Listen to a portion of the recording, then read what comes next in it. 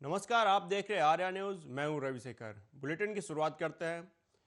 उत्तर पर उपराष्ट्रपति जगदीप धनखड़ और केंद्रीय मंत्री अनुराग ठाकुर ने हिमाचल प्रदेश के हमीरपुर में एक श्रेष्ठ पहल के 500वें केंद्र के उद्घाटन कार्यक्रम में शामिल हुए, जहां उपराष्ट्रपति जगदीप धनखड़ ने कहा कि पहले महिलाएं चूल्हे के अंदर आंसू बहाती थी। 10 करोड़ महिलाओं को गैस कनेक्शन दिया गया। उन्होंने कहा कि जब आप एक महिला को मजबूत करते हैं तब आप पूरे समाज को मजबूत करते हैं और अगली पीढ़ी को तैयार करते हैं और देश के भविष्य का निर्माण करते हैं। वहीं इस दौरान केंद्रीय मंत्री अनुराग ठाकुर ने कहा कि शिक्षक एक जीवन धर्म है और इस जीवन धर्म को निभाने वालों में 500 शिक्षकों में 95% से अधिक महिलाएं हैं और इन 9000 बच्चों में भी 48% से अधिक बेटियां हैं। अनुराग ठाकुर ने कहा कि मैं कह सकता हूं कि जीवन में महिला का बहुत बड़ा रोल होता है। होने जा रहा है हमारे लोक कलाकार पारंपरिक कला के साथ गीत संगीत के साथ उनका अभिनंदन स्वागत। दुनिया में बदलाव का सबसे बड़ा केंद्र यह है कि हर मानव को अपनी प्रतिभा चमकाने का अच्छा अवसर मिले। क्या था पहले? महिलाएं चूल्हे के अंदर आंसू बहाती थी। 10 करोड़ महिलाओं को गैस कनेक्शन देना है, दे दिया गया। मैं इसको दूसरी दृष्टि से देखता हूं। जब आप एक महिला को मजबूत करते हो तो आप एक व्यक्ति को मजबूत नहीं करते, एक परिवार को मजबूत नहीं करते, आप एक समाज को मजबूत करते हो, आप अगली पीढ़ी को तैयार करते हो, देश के भविष्य का निर्माण करते हो। जो कार्यक्रम इन्होंने किए हैं, स्वास्थ्य, शिक्षा, उत्थान, भारत दर्शन से खेलों में ध्यान देना, all these programs are integrated development of a child, of a young person, boys and girls। इसलिए मैं इनको तो धन्यवाद देता ही हूं, ये साधुवाद के पात्र हैं, पर इनसे भी ज्यादा मैं उन बच्चे बच्चियों को देता हूं कि उनका कितना सकारात्मक सोच है, उनके चेहरे पर क्या चमक देखी है मैंने। They are amazing performers. और मुझे कोई शंका नहीं है कि आज भारत की यात्रा बहुत ऊपर चली गई है। आज वो भारत नहीं है जो दुर्बल था। आज हम दुनिया की महाशक्ति हैं। हमने इंग्लैंड को पीछे छोड़ा है, कनाडा को पीछे छोड़ा है, फ्रांस को छोड़ा है और हम 5वीं महाशक्ति बन गए हैं। ये आपकी बदौलत है, आपके प्रयास की वजह से है। प्रोफेशन नहीं, टीचर एक जीवन धर्म है और इस जीवन धर्म को निभाने वाले मेरे ऐसे 500 टीचर्स में से 95% से ज्यादा महिलाएं हैं। यानी कि मेरी बहनें आज टीचर के रूप में काम कर रही 95%। और इन 9000 बच्चों में भी 48% से ज्यादा बेटियां हैं। और दुनिया में बदलाव का सबसे बड़ा केंद्र यह है कि हर मानव को अपने। कांग्रेस राष्ट्रीय अध्यक्ष मल्लिकार्जुन खड़गे ने कांग्रेस की भारत जोड़ो न्याय यात्रा के बारे में जानकारी देते हुए कहा कि हम 14 जनवरी को भारत जोड़ो न्याय यात्रा शुरू करने वाले हैं।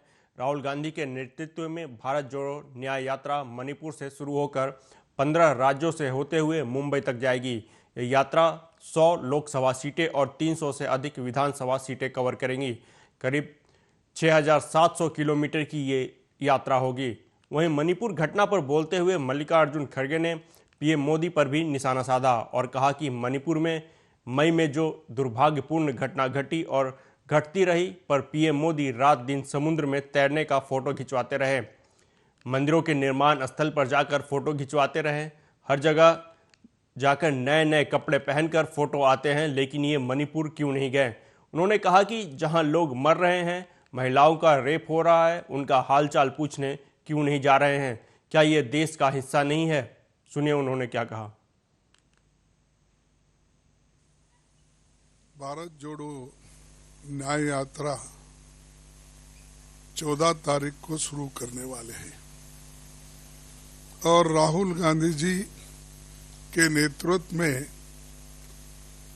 ये भारत जोड़ो न्याय यात्रा मणिपुर इंफाल से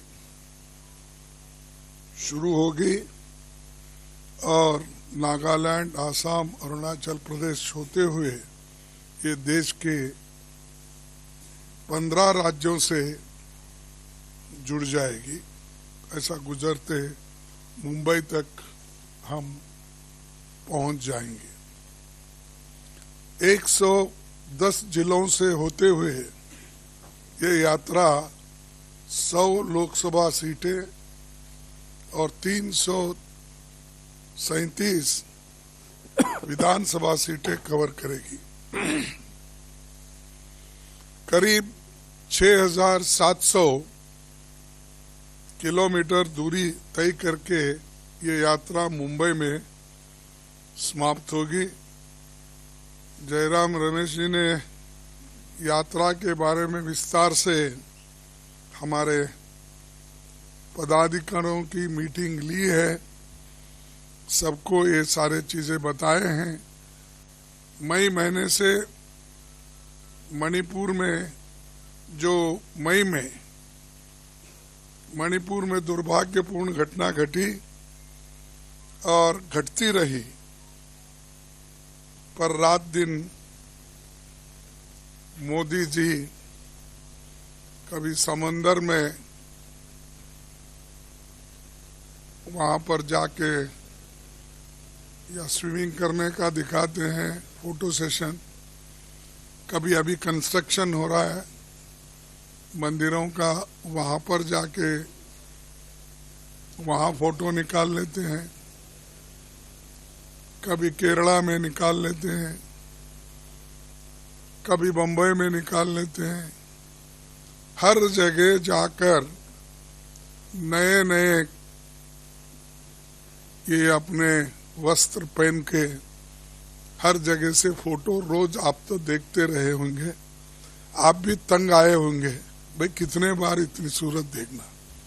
फिर भी वो सूरत बताने का वो नहीं छोड़ते और आप लोग उसकी पिक्चर पकड़ना भी नहीं छोड़ते। तो ऐसा आज लोगों को ये हो गया कि भाई क्या है, कोई एक भगवान का दर्शन के जैसा रोज उठते ही उन्हीं का। लेकिन ये महापुरुष मणिपुर क्यों नहीं गए, जहां लोग मर रहे हैं, जहां महिलाओं को रेप किया जा रहा है, जहां लोग ठंडी में मर रहे हैं, वहां उनकी हाल चाल पूछने के लिए वो जा रहे नहीं। भारत जोड़ो न्याय यात्रा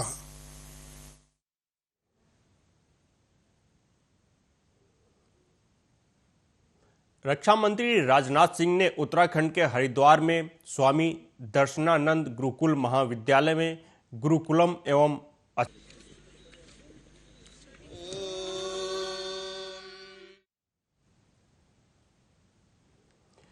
केंद्रीय मंत्री पीयूष गोयल ने पश्चिम बंगाल में एक कार्यक्रम को संबोधित करते हुए कहा कि नेताजी सुभाष चंद्र बोस आज़ादी की लड़ाई के उन योद्धाओं में से हैं जिन्होंने देश की आज़ादी के लिए अपना पूरा जीवन देश को समर्पित किया।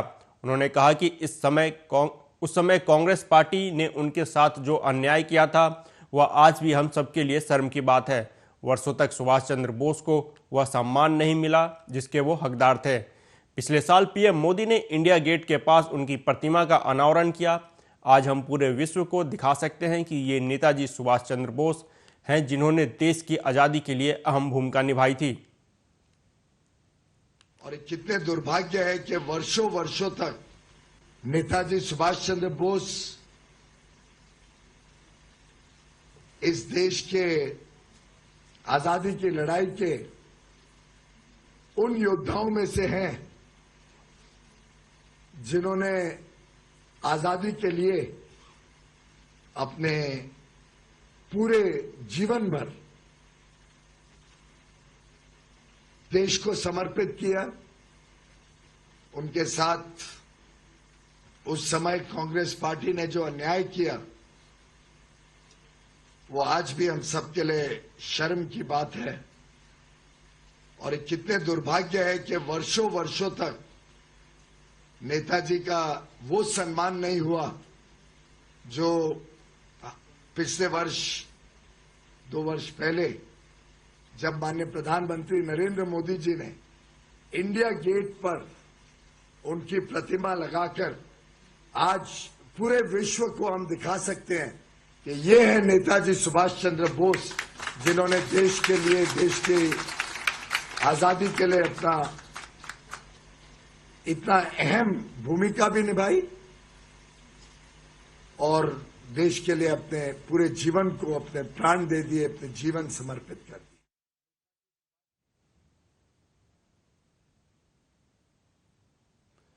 बिहार के उप मुख्यमंत्री तेजस्वी यादव पर केंद्रीय मंत्री गिरिराज सिंह ने निशाना साधते हुए कहा कि ये लोग तुष्टीकरण की राजनीति करते हैं।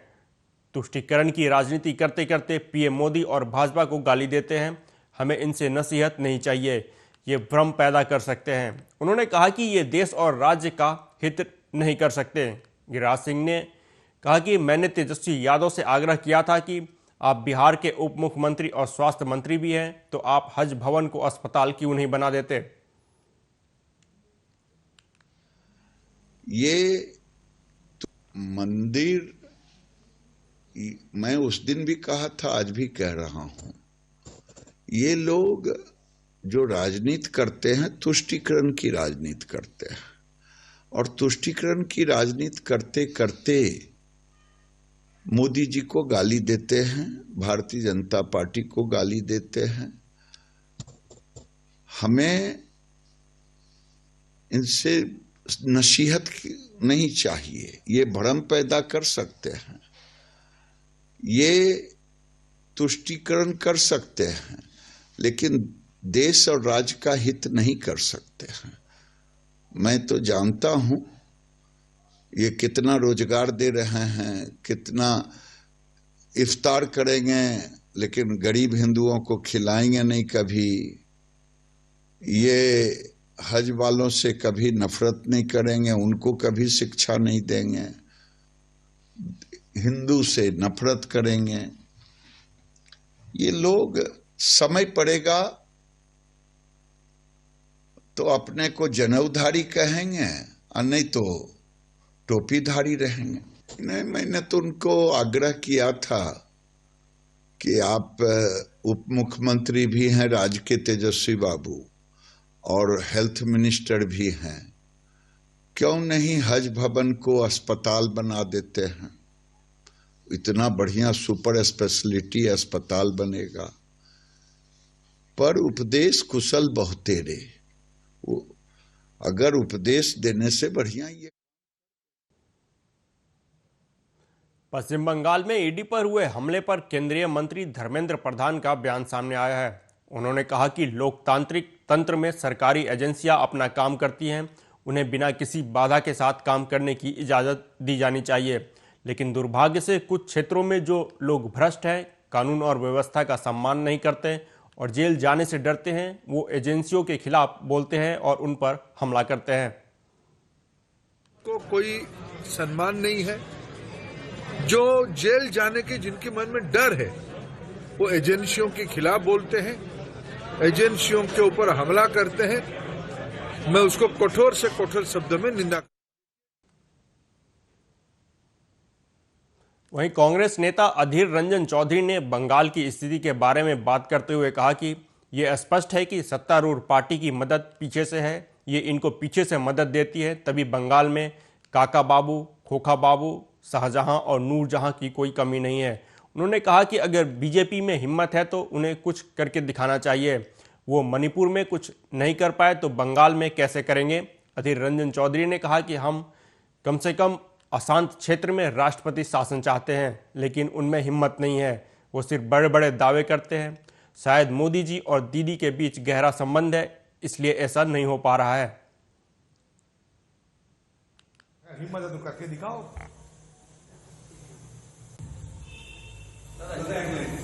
जहाँ में वो कहते हैं कि मेरा बाल भी खा नहीं सकते ठीक ही कहा। अगर आए तिथि आए तो उसका दांत तोड़ देंगे। इतना हिम्मत कैसे जुटा पाते? ये स्पष्ट है कि सत्तारूढ़ पार्टी की मदद पीछे से है।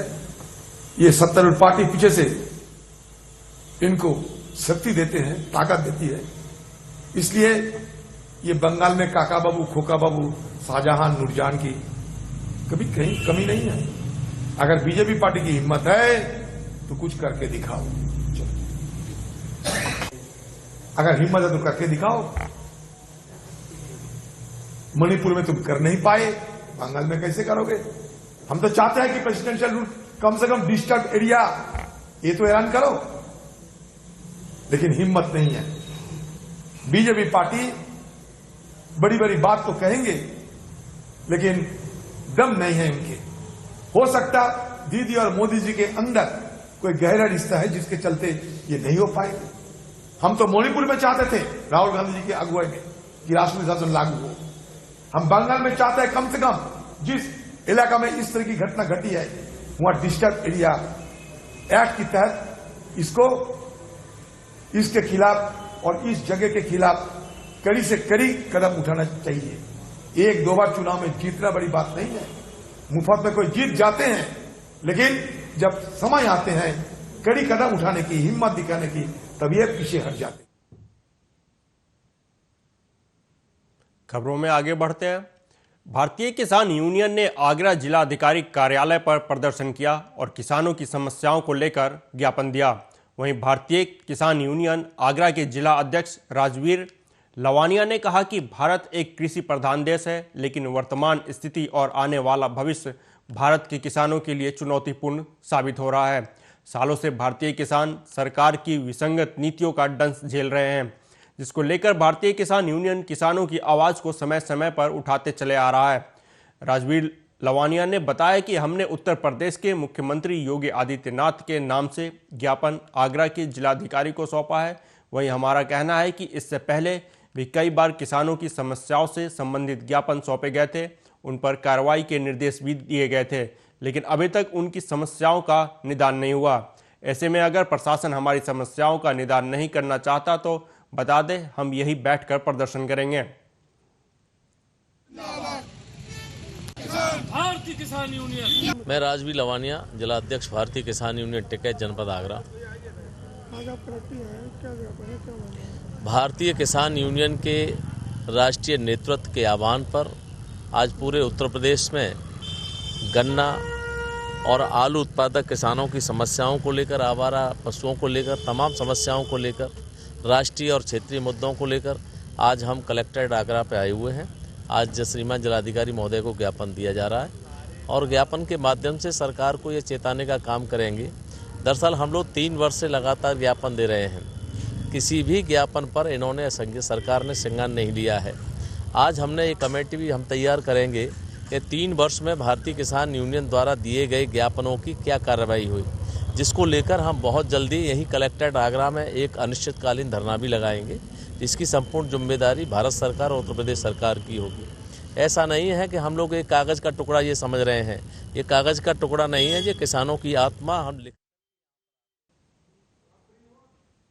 उधर अलीगढ़ में भी भारतीय किसान यूनियन के आह्वान पर कार्यकर्ता जिला मुख्यालय पर पहुंचे, जहां उन्होंने किसानों को संबोधित ज्ञापन मुख्यमंत्री के नाम एसीएम को सौंपा। इसमें कहा गया कि उत्तर प्रदेश के मुख्यमंत्री योगी आदित्यनाथ ने किसानों के बिजली बिल माफ करने के साथ साथ अन्य समस्याओं के समाधान की बात कही थी, लेकिन आज तक किसानों की समस्या का समाधान नहीं किया गया, जिसकी वजह से किसानों को काफ़ी परेशानी का सामना करना पड़ रहा है। इतना ही नहीं, किसानों का कहना है कि तमाम फसलों को आवारा गोवंश और अन्य पशुओं के द्वारा बर्बाद किया जाता है, लेकिन प्रशासनिक अधिकारी और कर्मचारियों के द्वारा पूरे मामले को लेकर कोई कार्रवाई नहीं की जाती।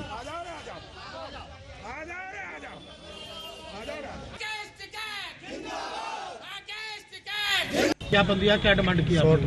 आज पूरे राष्ट्र में भारतीय किसानों का ज्ञापन था। जो हमारा आंदोलन चल रहा था उसमें जो सरकार से जो वादा खिलाफ की है सरकार ने, उन्हीं के संबंध में ज्ञापन दिया गया था। उसमें मुख्य बिंदु है कि सरकार के जो घोषणा पत्रों में थे कि बिजली मुफ्त देना किसान को, सरकारी और निजी नलकूपों पे गन्ने के रेट बढ़ाने की बात हुई थी, आवारा पशुओं के संबंध में बात हुई थी, और फसल के बीमा के संबंध में है, और जो MSP है इन और जो सर्किट रेट है इनके सबके संबंध में जो वार्ता हुई थी सरकार ने नहीं मानी है। उन्हीं के संबंध में आज हम यहाँ ज्ञापन देने आए हैं और आज ACM सेकंड है शायद, उनको हमने यहाँ ज्ञापन दिया है। उन्होंने वार्ता सकारात्मक रही, देखते हैं क्या होता है। ग्रेटर अलीगढ़ में जिस तरह किसानों के द्वारा वहाँ उधर प्रदर्शन किया गया, उसको लेके किसान के खिलाफ मुकदमा लिखा गया है, क्या है स्टैंड आगे किसानों का? नहीं, यदि अधिकारियों का यही रवैया रहा तो हमारे आंदोलन चल रहे हैं। यदि इनको कुर्बानी ही लेनी है तो किसान कुर्बानी के लिए तैयार है। हम आज भारतीय किसान यूनियन टिकैत की तरफ से जो है आप 3 ज्ञापन दिए गए, जो एक ज्ञापन माननीय मुख्यमंत्री जी के लिए है जिसमें किसानों की बिजली की समस्या से लेकर के अर्जन की समस्या तक पर उन्होंने अपना 14 बिंदुओं की समस्या का एक ज्ञापन दिया है, तो माननीय मुख्यमंत्री जी को जिलाधिकारी महोदय की तरफ से चला जाएगा। दूसरा इन्होंने ज्ञापन माननीय प्रधानमंत्री जी के नाम दिया है जिसमें अनेक समस्याओं का उल्लेख किया गया है, वो भी हम इनका ज्ञापन यहाँ से माननीय प्रधानमंत्री जी के कार्यालय तक पहुँचवा देंगे। कुछ समस्याएं हैं जो जिलाधिकारी के स्तर पर हैं, उसके लिए इन्होंने जैसे कुछ गाँव के अर्जन को लेकर के इन्होंने शिकायत की है, कुछ गाँव के सर्किल रेट को लेकर के शिकायतें हैं, मंडी समिति में जो परेशानियां आ रही हैं उस संबंध में टीन शेड को लेकर के शिकायतें हैं, तो वो माननीय जिलाधिकारी महोदय के सामने पुटअप किया जाएगा और इनकी समस्याओं का समाधान कराने का प्रयास किया जाएगा। अगली खबर लखीमपुर खीरी से है, जहां बीते दिनों फिल्मी स्टाइल में गोलीकांड मामले में पुलिस ने 2 आरोपियों को अवैध तमंचा कारतूस के साथ गिरफ्तार किया है। आपको बता दें कि लखीमपुर जनपद के सदर कोतवाली क्षेत्र स्थित प्रकाश नगर में बीते 2 जनवरी की देर रात को हरियाणा के रहने वाले बलराम की गोली मारकर हत्या कर दी गई थी। घटना के बाद से आरोपी फरार चल रहे थे। आरोपियों की गिरफ्तारी के लिए 5 जनवरी को पुलिस आरोपी के घर बुलडोजर लेकर पहुंची थी, जिसके बाद पुलिस ने आरोपी कुलदीप वाजपेयी के पिता को 1 दिन का समय दिया था। वहीं आज पुलिस ने हत्या के 2 आरोपी कुलदीप वाजपेयी और विकास दीक्षित को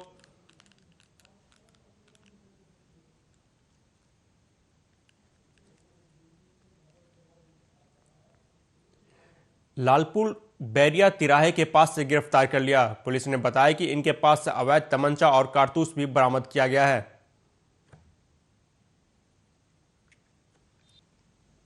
कोतवाली के थाना क्षेत्र के जो प्रकाश नगर में है और उसमें एक निर्माणाधीन जो टंकी थी उसमें उसको निर्माण को लेके कुछ मजदूर वहीं कैंप कर रहे थे। कई दिन से काम चल रहा था। 2 जनवरी की रात को बाउंड्री वॉल के पास ही कुछ लोग बैठे हुए थे और जो मृतक है बलराम पुत्र रामाशंकर दीक्षित, बलराम पुत्र रंजित, ये कैथल राज्य हरियाणा के रहने वाले थे, जो यहाँ मजदूर के रूप में आए थे, काम कर रहे थे।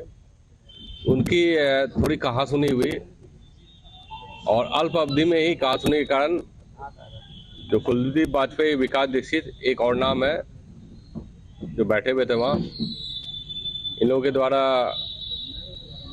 गोली मार के इनकी हत्या कर दी गई। कोतवाली के थाना क्षेत्र के जो प्रकाश नगर में है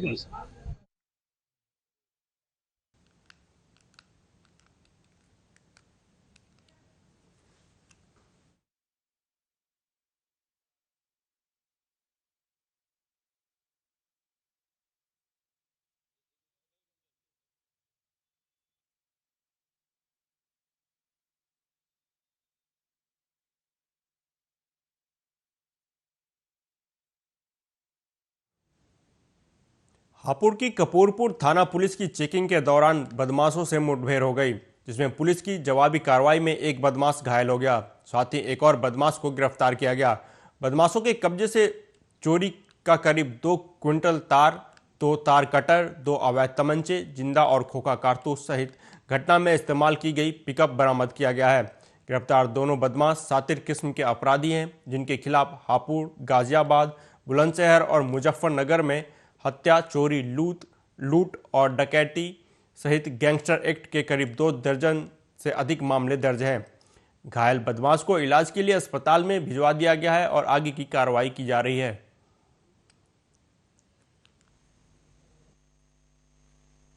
आज दिनांक 5/6 जनवरी 2024 की रात्रि में थाना कपूरपुर क्षेत्र में नारायण बम्बा पर पुलिस मुठभेड़ में एक्सचेंज ऑफ फायर में एक कुख्यात तारचोर पिंटू, जो जनपद मेरठ का रहने वाला है, गिरफ्तार किया गया है। पिंटू एक सातिर तारचोर है जिसके ऊपर जनपद मेरठ, मुजफ्फरनगर, बुलंदशहर, हापुड़ और गाजियाबाद में लगभग 2 दर्जन मुकदमे हैं और यह जगत मामा गैंग का सक्रिय सदस्य है। इसके साथ ही उसका एक साथी जो जनपद गाजियाबाद के मुरादनगर का मनोज सिंह भी गिरफ्तार हुआ है। घायल अभियुक्त पिंटू को अस्पताल में वास्ते इलाज एडमिट कराया गया है। मौके से इन लोगों के पास से 2 कंट्रीमेट पिस्टल, कार्टेजेस तथा पिकअप गाड़ी में लगभग 2 क्विंटल तार चोरी का बरामद हुआ है। जो घायल जो अभियुक्त है उसकी स्थिति ठीक है। जो शेष विवेचनात्मक कार्रवाई है वो कराई जाए। गोरखपुर जोन के नए एडीजी के.एस. प्रताप कुमार ने पुलिस लाइन में आयोजित पत्रकार वार्ता में बताया कि उनकी पहली प्राथमिकता गोरखपुर जोन में अपराध पर अंकुश लगाना होगा। इसके अलावा किसी भी बेकसूर को हमारी पुलिस नहीं छेड़ेगी, लेकिन अगर कोई कसूरवार है तो उसे छोड़ा नहीं जाएगा और अपराध पर अंकुश लगाने और बेहतर कार्य प्रणाली को लेकर हम मिलकर प्रयास करेंगे।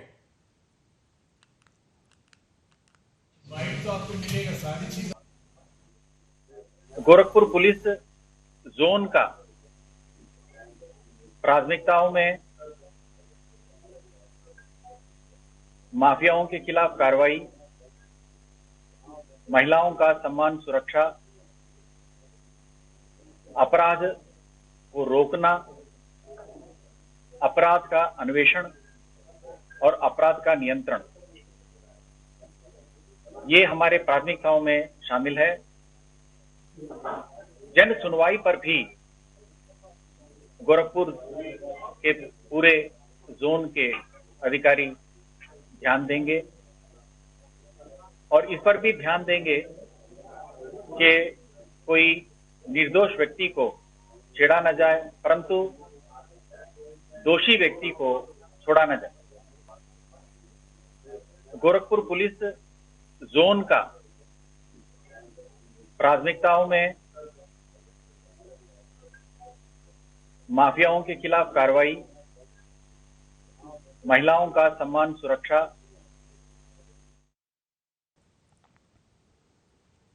बढ़ते हैं अगली खबर की तरफ। अलीगढ़ के बार हरद्वारी पर स्मार्ट सिटी प्लान के तहत शॉपिंग कॉम्प्लेक्स बनाने के लिए नगर निगम द्वारा 90 दुकानों को हटाए जाने के विरोध में दुकानदारों ने पूर्व विधायक जमीरुल्लाह खान के साथ कलेक्ट्रेट में एसीएम से मिलकर शिकायत दर्ज कराई।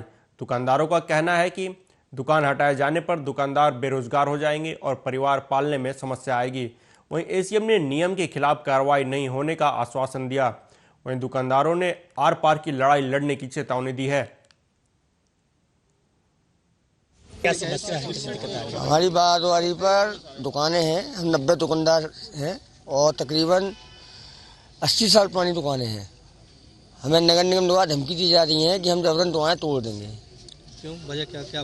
कोई नोटिस दिया क्या? कोई नोटिस लिखित में नहीं है। हमारा केस चल रहा है कोर्ट में। हमारा कोर्ट का हिस्ट्री है जिसको ये मानने से इनकार कर रहे हैं। कह रहे हैं हम पैनामे भी फाड़ देते हैं और हिस्ट्री क्या चीज़ होती है। हमारी किसी ने कोई मदद नहीं हुई। हमारा 3 दिन से धंधा प्रदर्शन चल रहा है। आज हमारा तीसरा दिन है, अभी तक कोई नहीं आया है। और आज कल हमारे साथ जमीरुल्लाह विधायक जी आए और उन्होंने हमें आश्वासन दिया और आज हमारी बात करने डीएम साहब के पास आए, लेकिन साहब नहीं होने पर एसीएम साहब से बात हुई। ये डीएम साहब के ऑफिस आए थे हम। डीएम साहब से हमारी कल बात हो गई थी, लेकिन आज डीएम साहब संविधान दिवस में गए हुए हैं अतरौली। उनकी जगह एसीएम साहब थे। उनको हमने अपनी समस्या बताई है कि ये 99 लोग हैं जिनकी दुकानें बारहद्वारी पर हैं, जो पहले नगर निगम कहलाती थी। उनमें दुकानें 80-80, 90-90 साल के किराएदार हैं ये लोग। तो इनको अचानक ही नगर निगम ने अपनी खाली धमका रहे हैं। नोटिस को नहीं दिया है, धमका रहे हैं कि ये दुकानें खाली करो, हम यहाँ पर मॉल बना रहे हैं और इनको खाली करने की कह रहे हैं। जबकि ये 80-80 साल के पुराने किराएदार हैं, इनकी रोजी रोटी चल रही है। 3 इनकी पीढ़ियाँ बदल गई, वहीं पर रहती हैं और इनके पास 2019 की रसीदें भी हैं, किराएदार की रसीदें भी हैं। और मिर्जापुर में खेत में काम कर रही 60 वर्षीय वृद्ध महिला पर कुत्ते ने हमला कर दिया, जिससे महिला की जान चली गई। वहीं बचाने गए पति और 2 अन्य लोगों को भी कुत्ते ने काटकर गंभीर रूप से घायल कर दिया। घायलों को उपचार के लिए अस्पताल में भर्ती कराया गया है। वहीं नाराज ग्रामीणों ने कुत्ते को पीट कर मार डाला। घटना देहात कोतवाली क्षेत्र के भटौली गंगा नदी किनारे की है।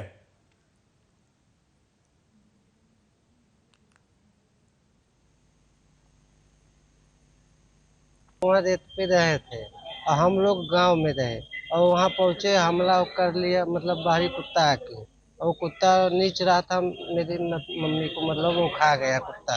और उसके बाद हमारे पापा जी ने फोन किए कि ऐसे ऐसे हो गया, हमारी मर गए। तो हम लोग वहाँ से पहुँचे कि इलाज लेके आए और पिताजी के काट लिया। उसके बाद 3 ठे और औरत आदमी थे केवटा बिरकर, वो लोग को काटा।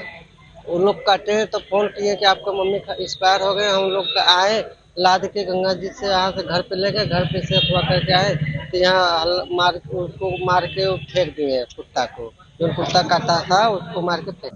क्या है कुत्ता काटा है आपके यहाँ?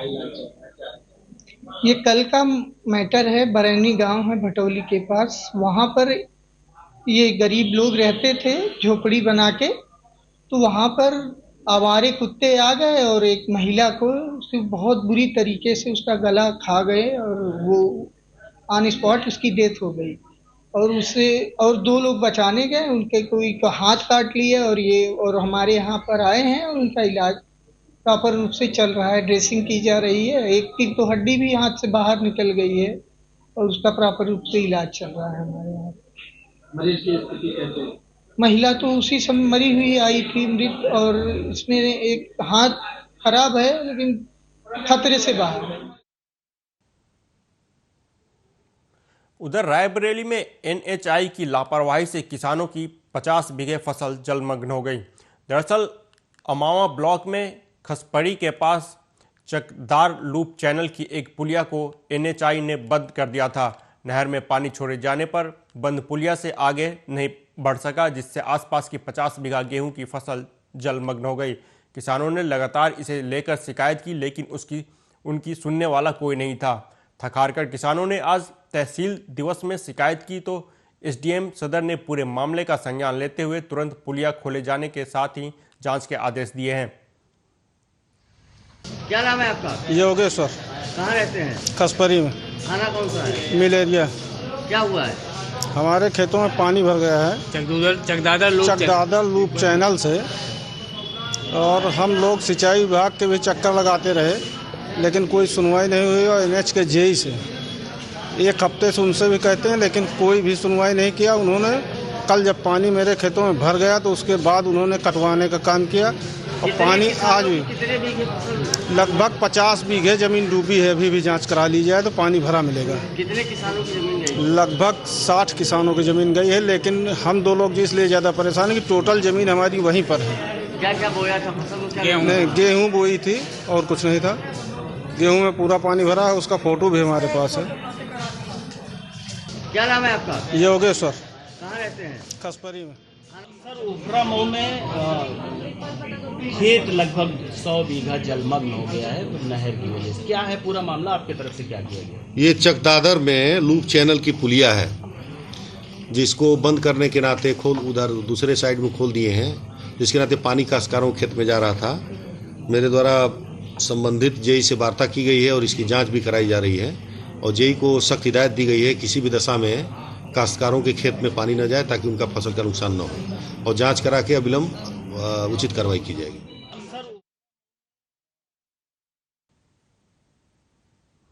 अब रुक करते हैं मध्य प्रदेश की खबरों का। मध्य प्रदेश के शिवपुरी जिले के नरवर सामुदायिक स्वास्थ्य केंद्र में ऑपरेशन के बाद महिला मरीजों को जमीन पर लिटाने का मामला सामने आया है।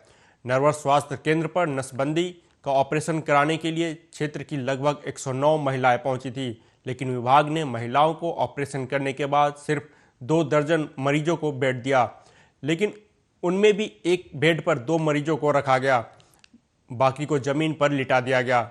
बता दें कि 30 बेड वाले स्वास्थ्य केंद्र पर महिलाएं ऑपरेशन कराने के लिए पहुंची थी। पूरे दिन कड़कड़ाती सर्दी में इंतजार करने के बाद शाम 5 बजे से 7:30 बजे तक ऑपरेशन किए गए। मरीजों के परिजन छोटे छोटे बच्चों को लेकर सर्दी में घूमते रहे, लेकिन इस सर्दी में बचाव की कोई भी व्यवस्था नहीं की गई। वहीं इस पूरे मामले पर block medical officer LD Sharma सफाई देते नजर आए। क्या नाम है तुम्हारा? हल्की। कहाँ से आई हो? किसको ऑपरेशन कराने आई थी आप? बहू का हो गया ऑपरेशन? कितने बजे आए थे सुबह? 6 बजे आ गए थे सुबह। ऑपरेशन कितने बजे हुआ? अभी हुआ है क्या? कितने बजे तक? अभी 6 बजे। कितने बजे पहले हुआ? अभी हुआ है। तुम्हारे पेशेंट को नीचे लटाया कि ऊपर छत कहीं पे लटाया है? नीचे तत्ती में। क्या नाम है तुम्हारा? क्या? लखन। तो लखन कहाँ से आयो? गदहाई। तो यहाँ पे किस लिए आयो? नरवर में ऑपरेशन कराने बहन का। अच्छा, बहन का ऑपरेशन कराने आए थे। काहे का? यही बच्चों वाला। अच्छा, तो यहाँ कब किस टाइम आए थे यहाँ नरवर में? 8 बजे। सुबह 8 बजे। नंबर कितना था आपका? 72वां नंबर। आपकी बहन का नाम क्या है? वर्षा। वर्षा। और अभी ऑपरेशन कितने बजे हुआ है? अभी 10 मिनट बाद 36 में। ये परसों जो यहाँ पे नसबंदी का ऑपरेशन महिलाओं का किया गया है, तो उसमें यहाँ पे काफी जो है व्यवस्थाएं गड़बड़ाई हुई थी। मरीजों को जो है ऑपरेशन के बाद में जमीन पर लिटाया गया है। नहीं, ये कहना गलत है। हमने लगभग 40 पलंग की व्यवस्था की है, जिसमें हमारे 80 मरीजों का ऑपरेशन हो जाता है, और नीचे लिटाना गलत है। नहीं, तो यहाँ पे मरीजों को ऑपरेशन के बाद में तुरंत नीचे लिटाया है, और एक बेड पे 2 महिलाओं मरीजों को लिटाया है। 2 महिलाएं तो हो सकती हैं, क्योंकि पलंग पे 2 महिलाएं तो आती हैं, लेकिन जमीन पे नहीं लिटाया। नहीं, तो जमीन पे लिटाया यहाँ हमने खुद आके देखा है। ये आप गलत कह रहे हैं। अच्छा, मतलब हम गलत कह रहे हैं? हाँ, तो आप सही कह रहे हैं। पहली बात तो आप यहाँ पे मौजूद ही नहीं थे, ऑपरेशन हुआ है। मैं बैठक में गया था, कलेक्टर साहब की समीक्षा बैठक थी। अच्छा, और यहाँ पे जो है 7:30 बजे तक शाम तक ऑपरेशन हुआ है, मरीजों को नाश्ता भी नहीं दिया गया। उस पर आप क्या कहेंगे? नहीं, मरीजों ऑपरेशन वाले मरीजों को कोई नाश्ता नहीं दिया जाता, खाली पेट ऑपरेशन किए। मध्य प्रदेश के डिंडोरी में ग्राम पंचायत देवरा के विचारपुर में बन रहे सुदूर संपर्क सड़क निर्माण कार्य में ग्रामीणों ने गुणवत्ताहीन सड़क निर्माण का आरोप लगाया है। आरोप है कि बरसात में कीचड़ हो जाता है और साथ में अवैध खनन का काम किया जा रहा है। इस संबंध में जब जिले के CEO गणेश पांडे से बात किया गया तो उन्होंने जांच कर कार्रवाई की बात कही। ग्राम पंचायत देवरा के विचारपुर में बन रहे सुदूर संपर्क रोड सड़क निर्माण में गुणवत्ताहीन सड़क बनाने का आरोप लगा। मुझे अभी 2-3 दिन पहले यहाँ पे चार्ज मिला है और आपके माध्यम से जानकारी प्राप्त हुई है। मैं अलग से 2-3 लोगों की टीम गठित करके और उस रोड की जांच करा लूँगा। यदि इसमें कुछ गुणवत्ताहीन है या कुछ गड़बड़ है तो यदि उसको निरस्त करने लायक होगा तो उसको निरस्त करूँगा। यदि भुगतान एक्स्ट्रा हो गया है, कुछ वसूली या ऐसी कुछ कार्रवाई होगी तो वो भी करूँगा। ग्राम पंचायत देवरा के विचारपुर में बन रहे सुदूर संपर्क रोड सड़क निर्माण में गुणवत्ताहीन सड़क बनाने का आरोप लगा। मुझे अभी 2-3 दिन पहले यहाँ पे चार्ज मिला है और आपके माध्यम से जी, क्या नाम है दादा? तीतलाल पुसाम। कहाँ के रहने वाले? ग्राम हिनौता। क्या समस्या दादा यहाँ मुआ की खुदाई नहीं किए हैं, और ये मुरुम के और पत्थर और मुरुम की जगह में मोटा जमीन है, तो क्या ये लाल मिट्टी डाल रहे हैं। क्या होगा इससे? क्या नाम है? अतर सिंह उद्दी। कहाँ के रहने वाले? हिनौता के सर। क्या समस्या है ये सड़क निर्माण में? सर, ये समस्या तो पहले से ही था। ये दलदल क्षेत्र है सर, इसमें बोल्डर हार्ड मुरम डालना चाहिए, और ये जो मुआ है ये खुदाई होना चाहिए। उसके बाद जो हार्ड मुरम है, बोल्डर है, वो डालना चाहिए। क्या मांग करते हैं आप? जी सर, वही पहले तो मुआ खुदाई होना चाहिए सर, उसके बाद बोल्डर के बाद हार्ड मुरम, उसके बाद जो भी है ना वो होना चाहिए। मध्य प्रदेश वैसे तो पुरातत्व में एक महत्वपूर्ण स्थान रखता है। मध्य प्रदेश में कई प्राचीन मंदिर हैं जिनके जीर्णोद्धार और विकास के लिए केंद्र सरकार लगातार प्रयास कर रही है। मोदी सरकार ने उज्जैन में महाकाल लोक बनाकर वाहवाही लूटी तो मध्य प्रदेश के पूर्व मुख्यमंत्री शिवराज भी पीछे नहीं रहे। उन्होंने सलकनपुर में देवी लोक बनवाना शुरू किया, साथ ही कई मंदिरों के उद्धार के लिए कई घोषणाएं भी की। लेकिन हम बात कर रहे हैं एक ऐसे प्राचीन मंदिर की जो कि पूर्व मुख्यमंत्री शिवराज सिंह चौहान के संसदीय क्षेत्र में आता था। उसके बाद वो मुख्यमंत्री भी बने। साथ ही विदिशा जिले के गंज बसौदा के तहसील के उदयपुर के इस प्राचीन मंदिर में बाबा भोलेनाथ का आशीर्वाद लेने कई बार आए, कई घोषणाएं भी की, पर धरातल पर कुछ भी नहीं हो सका। देखिए हमारी खास रिपोर्ट। हम इस वक्त हैं विदिशा जिले के गंज बसौदा तहसील के उदयपुर गांव में, जहां 11वीं सदी के लगभग इस भव्य शिव मंदिर का निर्माण कराया गया था। हालांकि यहाँ पर इस मंदिर में कई मूर्तियाँ जो तोड़ दी गई हैं। यहाँ मुगलों ने 2 बार आक्रमण किया और इस मंदिर को भी मस्जिद में तब्दील करने की कोशिश की गई, जिसके परिणाम यहाँ पर आप देख सकते हैं कि यहाँ उर्दू में इस द्वार को बनाया गया है और इस द्वार से ठीक आप बीच में जब देखेंगे तो पीछे मंदिर का, मस्जिद का प्रांगण आपको दिखेगा इसी मंदिर में, जिसको मंदिर के इस प्रांगण को तोड़कर मुगलों ने यहाँ भी मस्जिद बनाने की कोशिश की। लेकिन सरकार के अथक प्रयास से ये मंदिर अब धीरे धीरे अस्तित्व में आने लगा है। महाकाल लोक और देवी लोक के बाद अब नीलकंठेश्वर महादेव को भी, जो कि उदयपुर गांव में है, इन्हें भी सजाया जाएगा और संवारा जाएगा। ये मोदी सरकार की नीतियों में शामिल है। हम इस वक्त ये साहब इनको अपन किंवदंतियों में गठित कर सकते हैं। ऐसे लोग जो हैं 1000 वर्ष पुरानी अपन किसी इमारत के बारे में अगर चर्चा कर रहे हैं तो 1000 वर्ष से कोई लेख तो है नहीं है। लोगों के मुंह से निकली ये बातें, उनके अनुभव की और उन्होंने अपने बुजुर्गों से जो सुनी हैं, वो सब बातें किंवदंतियों के रूप में और उसमें तिलताड़ राई पहाड़ होता चला जाता है। और मेरे अनुरूप जो इतिहासकारों ने बताया है कि जैसे अपन मंदिर का नाम देखें तो मंदिर का पूरा नाम है उदेश्वर नीलकंठेश्वर शिव मंदिर। उदेश्वर से तात्पर्य है कि सूर्योदय जब होता है तो पहली किरण भगवान भोलेनाथ के माथे पर पड़ती है, ये उदेश्वर का तात्पर्य है। दूसरा, इसका निर्माण परमारवंशी राजा उदयादित्य ने कराया था और इस नगर का नाम उदेश्वर नगर, उदयनगर के नाम से रखा गया था, जो उदयपुर हो गया है। और नीलकंठेश्वर जो नाम पूरा है वो भगवान ने विष का प्याला जो पिया था उनका नाम नीलकंठेश्वर पड़ गया था। तो जैसे हम देखते हैं कि पंचमुखी हनुमान मंदिर है या चिंतामन गणेश है, ऐसे ही इनका नाम नीलकंठेश्वर महादेव है। और शिव जी की प्रधानता के कारण ये शिव मंदिर के रूप में इसकी ख्याति है, उदेश्वर नीलकंठेश्वर शिव मंदिर। बहुत पसंद देते हैं, साल में एक बार अपन ये खोलते हैं और शिव जी के दर्शन होते हैं। इस मंदिर के जीर्णोद्धार के लिए अभी तक सरकार ने कुछ क्यों नहीं किया? कर रही चलेगी इसका उद्धार, इसका प्रांगण में पूरी रिपेयरिंग करवाई, ये इसकी धुलाई करवाई। अब इस मंदिर का नाम है उदेश्वर नीलकंठेश्वर शिव मंदिर। सूर्य वो जो होते हैं पहली किरण माथे पड़ती है। उदेश्वर नीलकंठेश्वर जो जहर का पैल किया था वो नीलकंठ भगवान है। शिव मंदिर, इसमें शिव चरित्र है, कृष्ण अवतार राम अवतार नहीं है, सब चरित्र है। देखिए, इसमें जो हमारा नीलकंठेश्वर मंदिर है उदयपुर में, बीच में माननीय मुख्यमंत्री जी ने इसमें घोषणा की थी उदयपुर कॉरिडोर के लिए।